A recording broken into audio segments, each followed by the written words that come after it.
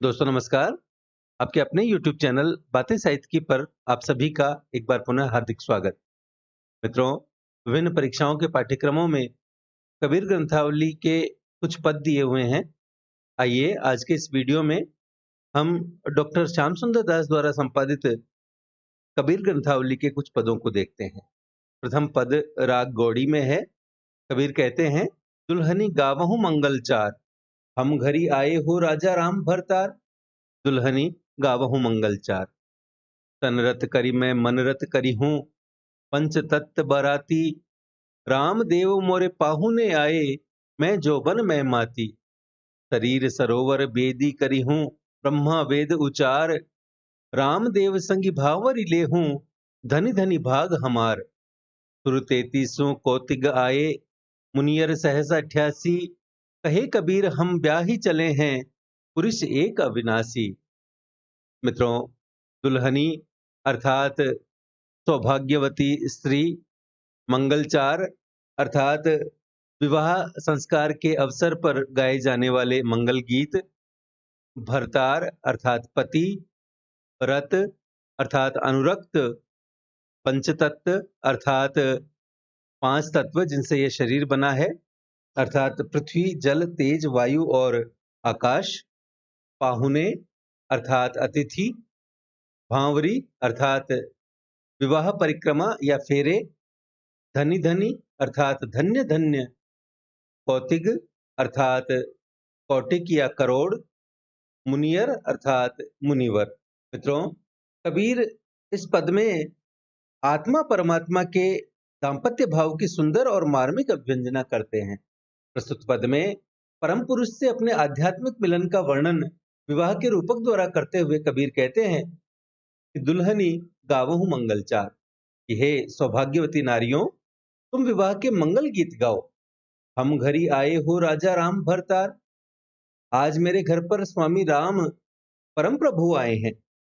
तन रत करी मैं मन रत करी हूँ, पंच तत्व बराती। कबीर कहते हैं कि इस अवसर पर मैं शरीर से उनमें अनुरक्त होकर उनके मन से भी प्रेम करूंगी, अर्थात तन और मन सब प्रकार से उनके प्रति उन्मुख हो जाऊंगी। मेरे पति के साथ जो पंच महाभूत हैं, पृथ्वी जल तेज वायु और आकाश, वे बराती के रूप में आए हैं। रामदेव मोरे पाहुने आए, मैं जोबन में माती। कबीर कहते हैं कि परम श्रेष्ठ व्यक्ति वे श्री राम आज अतिथि रूप में मेरे घर पधारे हैं और इस समय मैं यौवन के मध्य से उत्प्रोत हूं, अर्थात अपने अतिथि देव राम के प्रति प्रेम मेरी नस नस में भर रहा है और यह उनसे मिलन का सर्वाधिक उपयुक्त अवसर है। कबीर कहते हैं कि आज मेरे घर पर स्वामी राम परम प्रभु आए हैं। मेरी आत्मा प्रभु भक्ति में परिपक्व है, यौवन में माती है। स्वयं प्रभु मेरे द्वार पर अतिथि बनकर आए हैं। मैं उनका स्वागत पति रूप में ही वरण करके करूंगी। आगे कबीर कहते हैं कि शरीर सरोवर बेदी करी हूं, ब्रह्मा वेद उचार। कबीर कहते हैं कि देखो सखियों, इस विवाह संस्कार का विधान इस प्रकार से होगा कि शरीर सरोवर बेदी करी हूं, कि मैं अपने शरीर रूपी कुंड अर्थात सरोवर की यज्ञ वेदी बनाऊंगी और ब्रह्मा वेद उचार, और स्वयं ब्रह्मा इस यज्ञ संस्कार के अवसर पर वेद मंत्रों का पाठ करेंगे और मैं इस शरीर रूपी कुंड की वेदी पर प्रभु के साथ विवाह संबंध में बंध जाऊंगी। रामदेव संगे भांवरी ले हूं, धनी धनी भाग हमार। आज भगवान राम के साथ मेरी भांवरे पड़ेंगी, मेरे फेरे होंगे और मेरा भाग्य निश्चित रूप से धन्य है, अर्थात मैं निश्चित रूप से सौभाग्यशाली हूँ। सुर 33 कौतिक आए, मुनियर सहसा 88। कबीर कहते हैं कि हमारे इस विवाह रूपी महामिलन के तमाशे को देखने के लिए 33 करोड़ देवता और 88,000 मुनि श्रेष्ठ पधारे हैं। कहे कबीर हम ब्याही चले हैं, पुरुष एक अविनाशी। कबीरदास जी कहते हैं कि उनकी आत्मा इस प्रकार एक अविनाशी अव्यक्त परम पुरुष परमात्मा के साथ विवाह करने वाली है, अथवा अविनाशी अव्यक्त परम पुरुष परमात्मा मुझसे ब्याह करके मुझे अपने साथ लेकर चल दिए हैं। कबीर कहते हैं कि इस प्रकार अविनाशी परम पुरुष से विवाह सूत्र अर्थात अटूट प्रेम संबंध जोड़कर वे इस संसार से जा रहे हैं। मित्रों, प्रस्तुत पद में सांसारिक प्रतीकों के माध्यम से आत्मा और परमात्मा के अलौकिक मिलन का वर्णन किया गया है। सांगरूपक अलंकार का प्रयोग हुआ है।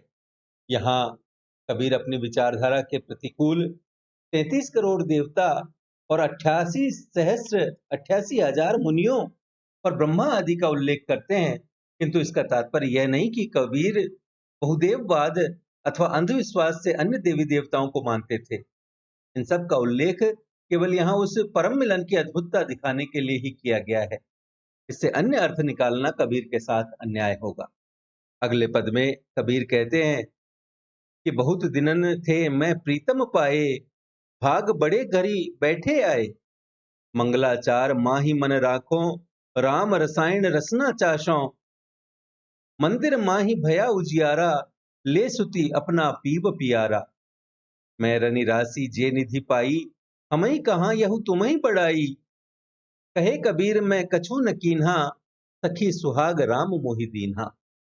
मित्रों, रसायन अर्थात रसायन, मंदिर अर्थात हृदय या मंदिर, स्तुति अर्थात सती, पीव अर्थात प्रिय। मित्रों, कबीर परमात्मा के साथ अपने महामिलन का वर्णन करते हुए कहते हैं कि बहुत दिनन थे मैं प्रीतम पाए, भाग बड़े घरी बैठे आए। कि मैंने बहुत दिनों से अपने स्वामी के दर्शन किए हैं। जब से आत्मा परमात्मा से बिछुड़ी है, तभी से उसे परम तत्व के दर्शन नहीं हुए। और भाग बड़े घरी बैठे आए, ये मेरा परम सौभाग्य है कि मैंने इस संसार में ही उनको प्राप्त कर लिया है। वे घर बैठे ही मेरे पास आए हैं। मंगलाचार माही मन राखो, राम रसायन रसना चाशो। इसलिए हे सखियों अर्थात दूसरी आत्माओं, तुम अपना मन प्रभु अर्चना में गाए मंगल गीतों में ही लगाओ और जिह्वा से राम नाम के अमूल्य रसायन का रसास्वादन करो। राम रसायन रसना चाशो। मंदिर माही भया उजियारा, ले सुती अपना पीव पियारा। कबीर कहते हैं कि प्रभु के आगमन से मेरे हृदय मंदिर में प्रकाश हो उठा, अर्थात ज्ञान रूपी बत्ती जल उठी है। और ले सुती अपना पीव पियारा। कबीर कहते हैं कि हे सती आत्मा, तू अपने प्रियतम से भेंट कर। मैं रनि राशि जे निधि पाई, हमही कहाँ यहु तुम्ही बढ़ाई। कबीर कहते हैं कि मैंने यह अमूल्य और सुंदर निधि जो प्राप्त की है, वह प्रभु की ही अनुकंपा है। उसमें मेरा कुछ नहीं, यह सब प्रभु की ही कृपा है। कबीरदास जी कहते हैं, कहे कबीर मैं कछु न कीन्हा, सखी सुहाग राम मोहि दीन्हा। कबीर कहते हैं कि मैंने कुछ भी विशेष महत्व का कार्य नहीं किया, किंतु यह प्रभु की ही कृपा है कि उन्होंने मेरी आत्मा को अपनाया और मेरे ऊपर कृपा की। मित्रों, प्रस्तुत पद में दाम्पत्य भाव में माधुर्य के साथ भावात्मक रहस्यवाद प्रकट हुआ है। अगले पद में कबीर कहते हैं कि अब तो ही जान न देहु राम पियारे, ज्यों भावे त्यों हो हमारे। बहुत दिनन के बिछुरे हरि पाए, भाग बड़े घरी बैठे आए। चरणन लागी करो बरियाई, प्रेम प्रीति राखो उरझाई। इत मन मंदिर रहो नित चोषे, कहे कबीर करहु मति घोषे। मित्रों, बरियाई अर्थात सेवा या हठपूर्वक, चोषे अर्थात चोखे या भली प्रकार। मित्रों, कबीर आत्मा के द्वारा कहलवाते हैं कि अब तो ही जान न देहूं राम पियारे, कि हे प्रियतम राम, अब मैं तुम्हें अलग नहीं होने दूंगी। ज्यों भावे त्यों हो हमारे, कि जिस प्रकार भी आप मेरे पास रह सकते हैं वैसे ही रहिए। बहुत दिनन के बिछुरे हरि पाए, भाग बड़े घरी बैठे आए। कि मैंने बहुत दिनों के बिछड़े स्वामी को प्राप्त किया है और वे घर बैठे ही प्राप्त हो गए हैं। यह मेरा परम सौभाग्य है। चरणन लागी करो बरियाई, प्रेम प्रीति राखो उरछाई। कबीर कहते हैं कि मैं उन्हें प्रेम बंधन में बांधकर उनके चरणों में ही रहकर सेवा करूंगी। इत मन मंदिर रहो नित चोषे, कहे कबीर करहु मति घोषे। हे स्वामी, आप मेरे मन मंदिर में नित्य भली प्रकार अर्थात संपूर्ण सुविधाओं के साथ रहो, आप अन्यत्र जाकर धोखे में मत पड़िए, अर्थात मेरे जैसा सच्चा प्रेम अन्यत्र दुर्लभ होगा।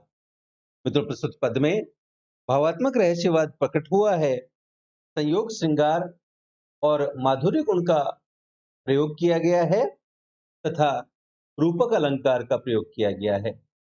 मित्रों, जिस प्रकार आचार्य शुक्ल ने चिंतामणि के श्रद्धा भक्ति निबंध में प्रेम और भक्ति का अंतर स्पष्ट करते हुए बताया है कि प्रेम में प्रेमी यह चाहता है कि जिस प्रिय से उसकी प्रीति है उससे अन्य कोई प्रेम न करे, उसी प्रकार कबीर भी ईश्वर से यही प्रेम संबंध चाहते हैं।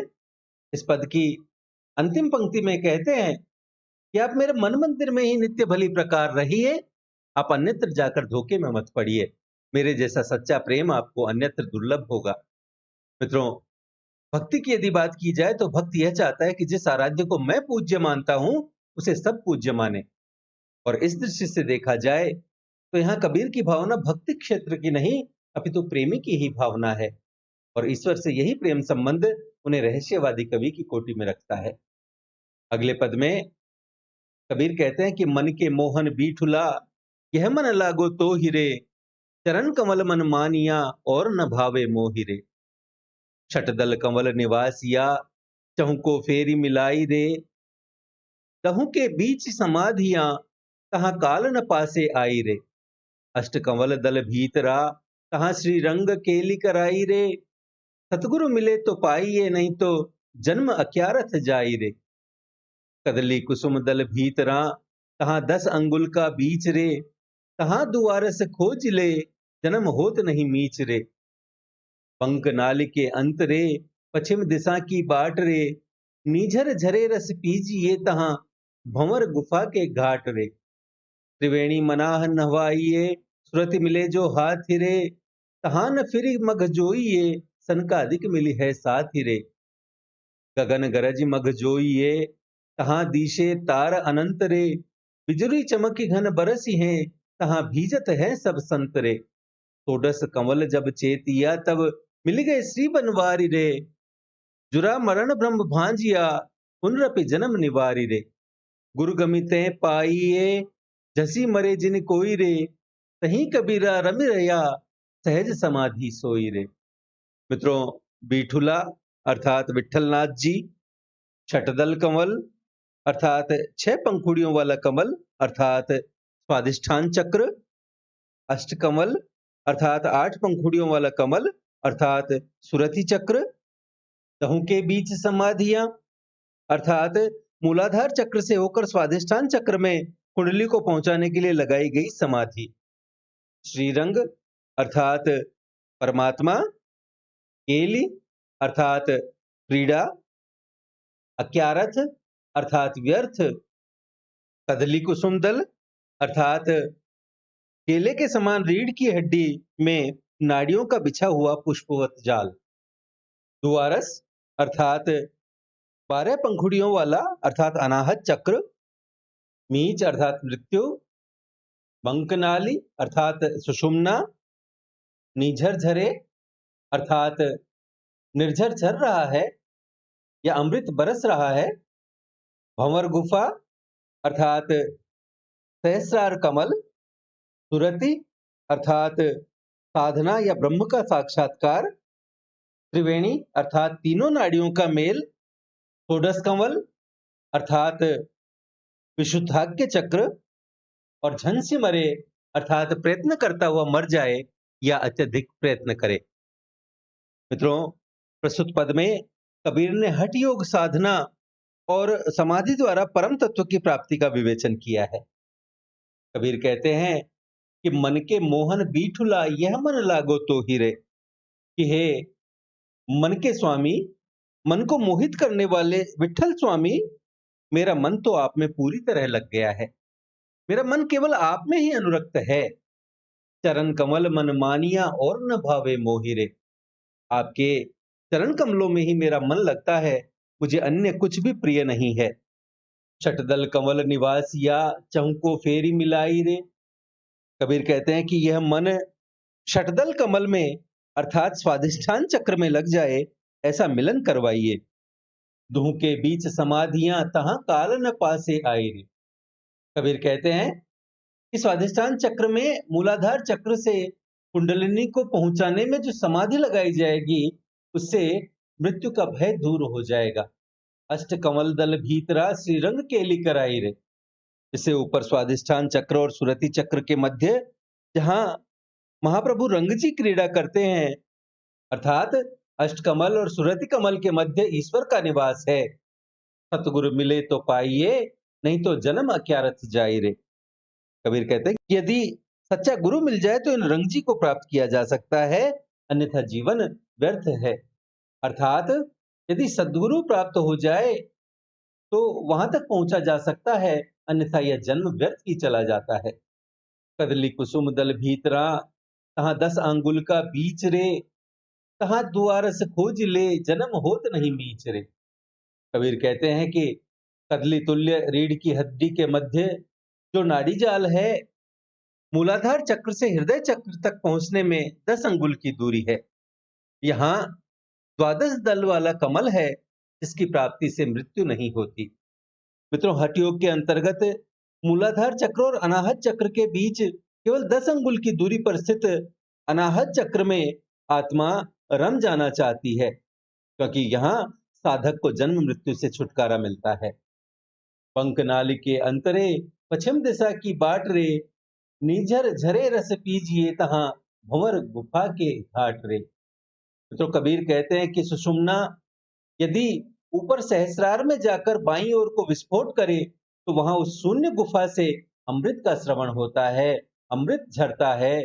कबीर कहते हैं कि टेढ़ी नाल के अंदर पश्चिम दिशा का मार्ग है। यहाँ सुषुम्ना के माध्यम से जाते हुए ब्रह्मरंध्र रूपी भंवर गुफा या सहस्रार कमल में झरते झरने का अमृत पान करना चाहिए और साधक को इस रस को पीकर तृप्त होना चाहिए। आगे कबीर कहते हैं कि त्रिवेणी मनाह न्वाइये। तुरंत मिले जो हाथ रे। तहां न फिर मग जोइये। सन का अधिक मिली है साथ रे। कबीर कहते हैं कि साधक को अपने मन को त्रिकुटी की त्रिवेणी में ध्यानस्थ कराना चाहिए। इससे साधक को सुरति की प्राप्ति हो जाती है और ईश्वर से अनन्य प्रेम हो जाता है। सुरति प्राप्त हो जाने पर उसे आगे जाने की आवश्यकता नहीं रहती, क्योंकि माया के समस्त आवरण हटते ही उसे प्रकाश का मार्ग प्रशस्त हो जाता है और इस प्रकार जीवन मरण से मुक्त होकर सनकादिक ऋषियों की तरह वह जीवन से मुक्त हो जाता है। कबीर कहते हैं कि यदि साधक को इस स्थान की प्राप्ति हो जाए तो वह त्रिवेणी स्नान का पुण्य लाभ यही करता है और वहां जाकर पुनः संसार की ओर दृष्टिपात करने की आवश्यकता नहीं रहती। वहां उसका मिलन अन्य मुक्त आत्माओं से हो जाता है। आगे कबीर कहते हैं कि गगन गरज मग जोइये। तहां दिशे तार अनंत रे। बिजुरी चमक के घन बरसी हैं। तहां भीजत हैं सब संतरे। कबीर कहते हैं कि इसके पश्चात आत्मा को अनहत नाद की गर्जना सुनकर आगे बढ़ना चाहिए, जहां अनंत तारों की ज्योति दिखाई देती है। दिशे तार अनंत रे, और परम ज्योति की बिजली चमकती है और परमानंद की वर्षा होती है। बिजुरी चमकी घन बरसी हैं। तहां भीजत हैं सब संतरे। कबीर कहते हैं कि अनहद नाद के द्वारा मेघ गर्जन का सुख लाभ होता है और परब्रह्म के दर्शन होते हैं और वहां अनंत ज्योतिमान परमेश्वर की कांति का विद्युत प्रकाश है और अमृत के श्रवण से समस्त मुक्त आत्माएं स्नात हैं, नहाई हुई हैं, भीगी हुई हैं। षोडश कमल जब चेतिया तब मिल गए श्री बनवारी रे। जुरा मरण ब्रह्म भाजिया पुनरपि जन्म निवारी रे। कबीर कहते हैं कि विशुद्ध चक्र पर ध्यान करने से परमात्मा का मिलन हो जाता है और जन्म मरण भ्रम आदि सबका निवारण हो जाता है। कबीर कहते हैं कि षोडश दल कमल विशुद्ध चक्र प्राप्ति पर साधक प्रभु से तदाकार हो जाता है और इस स्थिति को प्राप्त करके जरा मरण का भय भाग जाता है और पुनः आवागमन में नहीं जाना पड़ता। कबीर कहते हैं कि गुरु गमि तय पाइये। जैसी मरे जिन कोई रे। तहीं कबीरा रमि रहा सहज समाधि सोई रे। कबीर कहते हैं कि यह सब गुरु की कृपा से प्राप्त किया जा सकता है। उसके बिना कितने ही प्रयत्न किए जाएं, वे सब व्यर्थ होते हैं। जो इस तरह सहज समाधि प्राप्त करता है वह साक्षात ब्रह्म को प्राप्त करता है। कबीर कहते हैं कि यह परम पद गुरु कृपा के द्वारा ही पाया जा सकता है। वैसे चाहे कोई कितना ही भगीरथ प्रयत्न करे, उसकी प्राप्ति नहीं कर सकता। कबीर तो अब उसी परम पद का लाभ सहज समाधि द्वारा कर रहा है। मित्रों, प्रस्तुत पद में नाथपंथी साधना के अनुरूप योग का वर्णन किया गया है। इसमें वर्णित कुछ चक्रों का वर्णन नाथ संप्रदाय से भिन्न स्थानों से प्राप्त होता है। प्रभु के वैष्णव नाम प्रयोग में कबीर पर वैष्णव प्रभाव देखा जा सकता है। अष्टछाप के संस्थापक विठल स्वामी और श्रीरंग जी को गुरु रूप में लिया गया है। कबीर ने इस पद में इंगला, पिंगला और सुषुम्ना नामक नाड़ियों का उल्लेख किया है। इंगला जीवन रूप है, पिंगला पदार्थ रूप है और सुषुम्ना आत्म चेतना रूप है। इस पद में हठयोग साधना द्वारा समाधि प्राप्ति का प्रयत्न किया गया है। मित्रों, साखियों के दौरान हम हठयोग साधना के 6 चक्रों की चर्चा कर चुके हैं।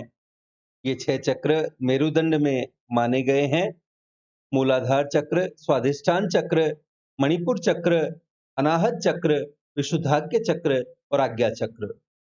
इन 6 चक्रों को भेद कर कुंडलिनी सहस्रार में पहुंचती है, जिसे भंवर गुफा भी कहते हैं। यहाँ अनहद नाद सुनाई देता है, अनहद की झंकार सुनाई देती है और जीवात्मा यहाँ पहुंचकर परम तत्व को प्राप्त करती है। इसी को समाधि अवस्था भी कहते हैं। अगला पद है, गोकुल नाइक बीठुला, मेरो मन लागे तो ही रे, बहुतक दिन बिछुरे भये, तेरी ओसेरी आवे मोहि रे। करम कोटि को गृह रचोरे, नेह गए की आसरे, आप ही आप बंधाई याद वे, लोचन मरहि पियास रे। आपा पर समी चीन्हिए, दीसे सरब समान, यही पद नरहरि भेंटिए, तू छाड़ी कपट अभिमान रे। ना कतहूँ चली जाइए, ना सिर लीजे भार, रसना रसही विचारिए, सारंग श्रीरंग धार रे। साधे सिद्धि ऐसी पाइए, युवा होई महोई, जे दिठ ज्ञान न उपजे, तो आहट रहे जिन कोई रे। एक जुगति एके मिले, किबा जोग की भोग, इन दून्यों फल पाइए, राम नाम सिद्धि जोग रे। प्रेम भगति ऐसी कीजिए, मुख अमृत बरसे चंद्रे, आप ही आप विचारिए, तब केता होई आनंद रे। तुम जिन जानो गीत है, यहु निज ब्रह्म विचार, केवल कही समझाई या, आत्म साधन सार रे। चरण कमल चित लाइए, राम नाम गुनि गाई, कहे कबीर मनसा नहीं, भगति मुक्ति गति पाई रे। मित्रों, गोकुल अर्थात गोकुल या वृंदावन, नाइक अर्थात नायक, बीठुला अर्थात विठल दास जी, ओसेरी अर्थात याद, द्वैलोचन अर्थात दोनों आंखें। मित्रों, कबीर कहते हैं कि गोकुल नायक बीठुला, मेरो मन लागे तो ही रे, कि हे गोकुल नायक विठल प्रभु, मेरी आपसे प्रीति हो गई है, बहुतक दिन बिछुरे भये, तेरी ओसेरी आवे मोहि रे। आप मेरे से बहुत समय से बिछुड़ गए हो, अर्थात आत्मा परमात्मा से बहुत समय पूर्व ही अलग हो चुकी है। इसलिए कबीर कहते हैं कि तेरी ओसेरी आवे मोहि रे, मुझे आपकी स्मृति बहुत व्यथित करती है। आत्मा को परमात्मा की याद आ रही है। आगे कबीर कहते हैं कि करम कोटि को गृह रचोरे, नेह गए की आसरे, आप ही आप बंधाइया, वे लोचन मरहि पियास रे। कबीर कहते हैं कि करोड़ों कर्मों से यह घर रचा है और प्रेम रूपी स्नेह की आस है। करम कोटि को गृह रचोरे, नेह गए की आस रे, और इसलिए आप ही आप बंधाइया, वे लोचन मरहि पियास रे। हे सर्वव्यापी आत्मा, मुझे दर्शन दो, अन्यथा ये दोनों नेत्र वियोग रूपी प्यास से मर जाएंगे। आपके दर्शनों की आशा में मेरे दोनों नेत्र प्यासे मरते हैं। कबीर कहते हैं कि मैं स्वयं ही इस जगत के बंधन में बंध गया हूं, जिसके फलस्वरूप स्नेहहीन व्यक्तियों से मैंने प्रेम संबंध स्थापित करने का प्रयास करके विविध कर्मों का तंतु ताना है। आगे कबीर कहते हैं कि आपा पर समी चीन्हिए, दीसे सरब समान, यही पद नरहरि भेंटिए, तू छाड़ी कपट अभिमान रे। कि आपा पर समी चीन ही है, दिसे सरब समान। कबीर आगे कहते हैं कि वह सर्वत्र व्यापी प्रभु सबको समान रूप से दृष्टिगत होता है। कबीर कहते हैं कि अपने समान दूसरों को भी पहचाने तो सभी समान परमात्मा स्वरूप दिखाई देने लगेंगे और इसी ज्ञान में साक्षात ब्रह्म की प्राप्ति होती है। जीव जब कपट और अभिमान को छोड़ देता है तो वह परम ब्रह्म के साक्षात्कार का आनंद लेता है। यही पद नरहरि भेंटिए, तू छाड़ी कपट अभिमान रे। अतः हे मनुष्य, तू कपट और मिथ्याभिमान का परित्याग कर अपना पूर्ण समर्पण प्रभु चरणों में कर दे। कबीर कहते हैं कि ना कतहूं चली जाइए, ना सिर लीजे भार, रसना रसई बिचारिए, सारंग श्रीरंग धार रे। कबीर कहते हैं कि उस प्रभु की खोज में ना तो इधर उधर भटकने की आवश्यकता है और ना सिर लीजे भार, ना सिर पर शास्त्र ग्रंथों का बोझ ढोने की आवश्यकता है। केवल रसना रसई बिचारिए, सारंग श्रीरंग धार रे। केवल जिह्वा से प्रेम सहित उस परम प्रभु का ध्यान करते रहो। कबीर कहते हैं कि साधे सिद्धि ऐसी पाइए, किमा होई महोई, जे दिठ ज्ञान न उपजे तो आहट रहे जिन कोई रे।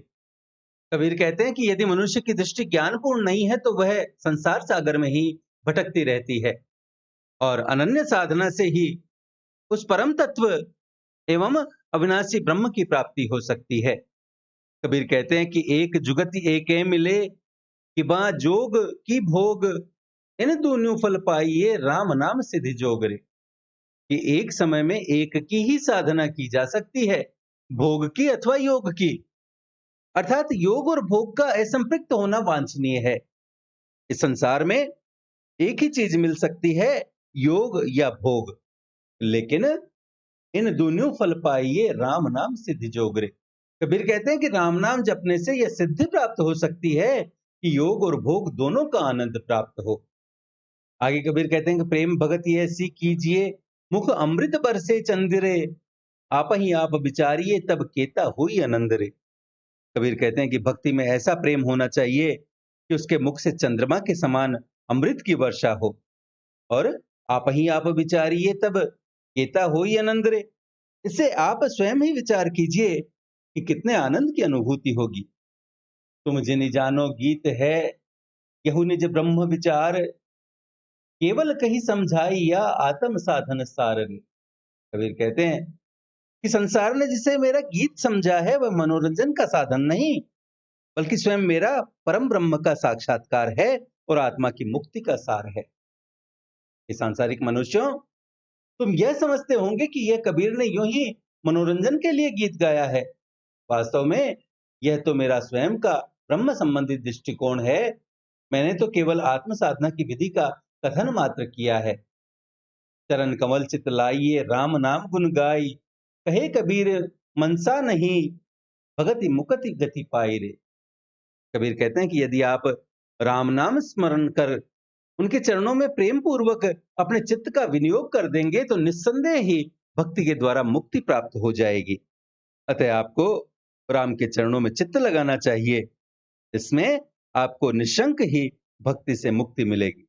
मित्रों, प्रस्तुत पद में कबीर ने भक्ति से मुक्ति की शिक्षा दी है, कथा नाम स्मरण की महिमा का भी विवेचन किया है। प्रस्तुत पद में यद्यपि कबीर ने कुछ स्थलों पर योग साधना की विविध प्रक्रियाओं का उल्लेख किया है, परंतु वे विशेष महत्व प्रेम भक्ति को ही दे रहे हैं। यह इस पद के उत्तरार्ध से भली भांति स्पष्ट है। तो मित्रों, आज के लिए इतना ही। शेष पदों की चर्चा हम अगले वीडियो में करेंगे। तब तक के लिए यदि आपको हमारा यह प्रयास पसंद आया हो तो कृपया वीडियो को लाइक करें, अपने मित्रों के साथ साझा करें। पीडीएफ तथा अन्य सहायता के लिए हमसे टेलीग्राम पर जुड़ें, चैनल को सब्सक्राइब करें और भविष्य के सभी वीडियोज की सूचना अपने तक सबसे पहले पहुंचाने के लिए घंटी वाला बटन दबाएं और देखते रहें बातें साहित्य की। धन्यवाद।